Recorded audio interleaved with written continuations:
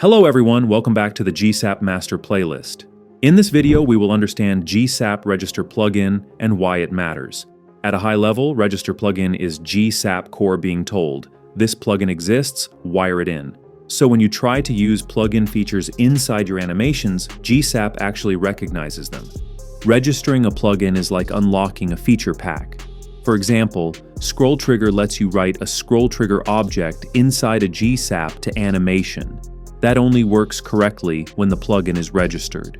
If you forget it, you will hit error, missing plugin. That is gsap core telling you, I do not know what this feature is. It matters even more in bundler projects.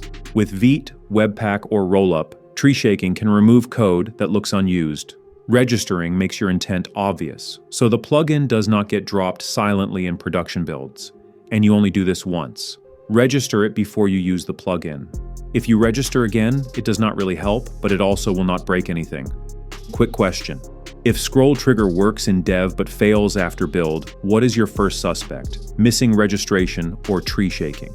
In the next video, we will break down the missing plugin error properly and how to diagnose it in minutes. I will see you there.